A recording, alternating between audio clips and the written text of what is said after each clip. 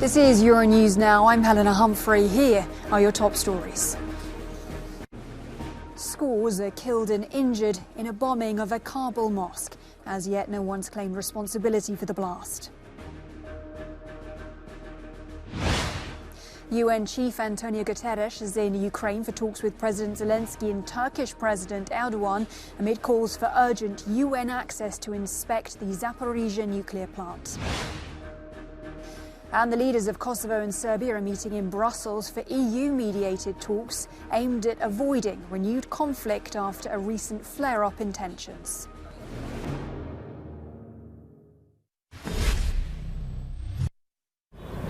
A Sunni mosque in the Afghan capital Kabul, scene of a bombing during evening prayers last night, in which at least 21 people died, including a prominent cleric. As men carry out the casket of one of the victims, police say the death toll will likely rise. About 33 others were wounded in the blast, including several children. It was evening prayer time, and I was attending prayers with others when the explosion happened. It was a very powerful explosion inside the mosque. There was no immediate claim of responsibility for the bombing, which is the latest since the Taliban seized power again last year. The so-called Islamic State group's local affiliate has stepped up attacks targeting the Taliban and civilians following the withdrawal last August of US and NATO troops. Turkish President Recep Tayyip Erdogan is meeting Ukrainian President Volodymyr Zelensky in the western city of Lviv today. The Turkish president, along with the UN, was instrumental in negotiating an end to the Russian blockade of Black Sea ports. But at the same time, ties between Turkey and Russia are growing closer, prompting many to ask, what is the Turkish president's strategy? Well, with me now is Sona Chaptai, and in his most recent book, A Sultan in Autumn, he offers his insights on the next phase of Erdogan's rule. He's also the director of the Turkish research program at the Washington Institute for Near East Policy. Great to have you with us. Thank you for taking the time. Erdogan, thank you for hosting me. Thank you. Now, Erdogan appears to be walking this diplomatic tightrope, I guess, in real time right now, between Russia, between Ukraine. But I guess the question is, ultimately, what is he looking to achieve? So I would say Turkey's Ukraine war policy really needs to be fleshed out. On the one hand, Turkey supports Ukraine militarily. On the other hand, Turkey keeps ties with Russia open economically. And I think the latter part has a lot to do with Turkish President Erdogan's plan to open the economy in Turkey strong ahead of elections scheduled for next year. Tourism and trade with Russia are key components of Erdogan's vision to open the economy. So I think he will maintain economic ties with Russia, notwithstanding Turkey's support to Ukraine. In the big geostrategic picture, I think Turkey supports Ukraine. Turkey sees Russia as its nemesis to the north. And I think Ankara will do everything to make sure that Ukraine is victorious at the end of the war. This is, for instance, why Turkey has provided Ukraine with drones, which have helped the Ukrainians deny Russians air superiority. I want to talk about Erdogan's bid for re-election in a moment, but first I want to ask you, it appears to be a fine line for the Turkish president. Is there the risk that at a certain point with this strategy, he could run out of road, though, and be asked to make a choice?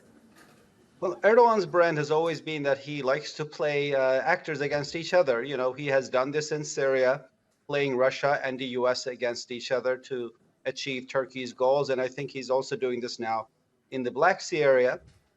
So Turkey basically strategy is that it also wants to brand itself as the only country that can talk to both Russians and Ukrainians. And for a while, perhaps this was hype, but we saw that it came to fruition when Turkey delivered the grain corridor, allowing for wheat and grain exports from the Black Sea. It was the country that inked and clinched that deal. So I think in this regard, you could say that Turkey so far has done a good job of staying in this conflict where its policy is pro-Ukrainian, but simultaneously not anti-Russian.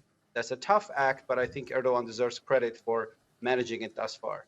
And in doing so, do you think he is betting on a new polar world order? And if he is doing so, do you think that he would be content to line up behind Russia if both Putin and Erdogan are men who manage to stay in power?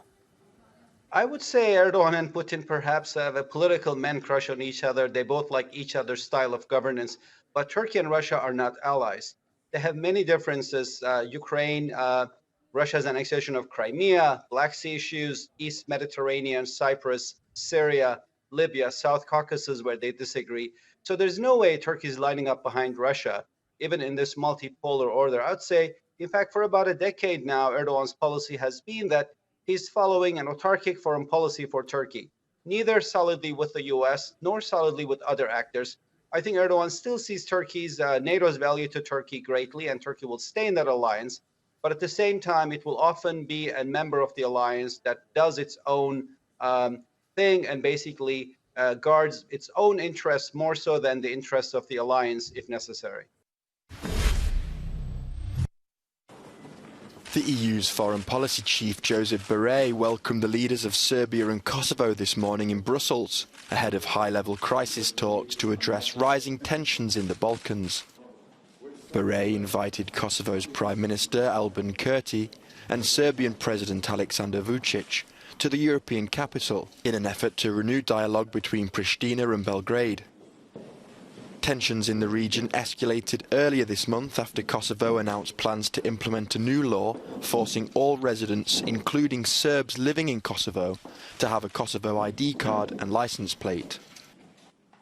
Borrell says he hopes both leaders will be open and flexible to find common ground, but experts doubt the talks will bring about any major progress.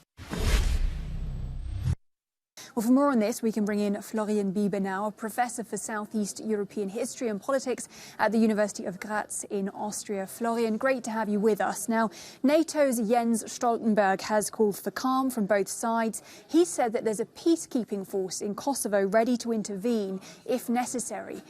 Is the risk that high?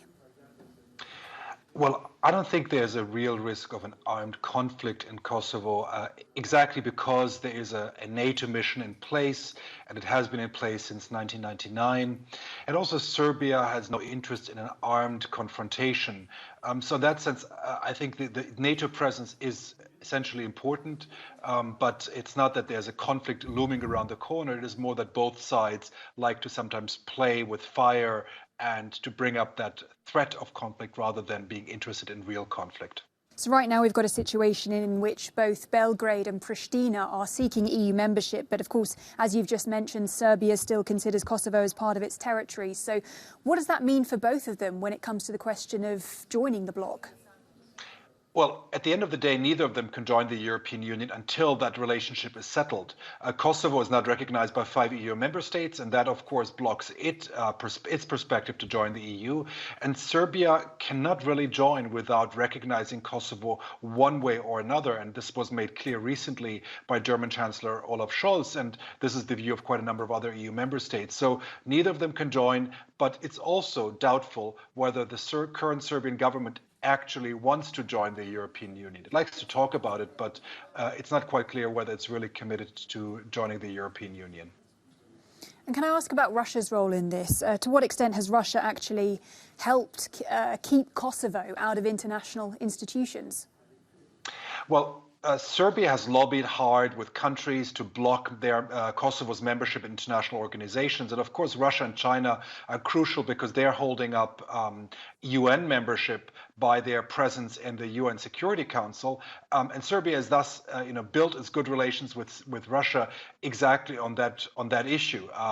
And so from that point of view, Russia has blocked Kosovo, has sometimes said that if the West were to recognize Crimea or some of the breakaway territories of Georgia under Russian control, that it might reciprocate by recognizing Kosovo. But of course, none of that is really realistic. So from that point of view, Russia benefits from this frozen conflict in a certain way, and it's been trying to throw a wrench into the EU integration for years. So all of this is really in Russia's interest for this conflict to remain unresolved and open.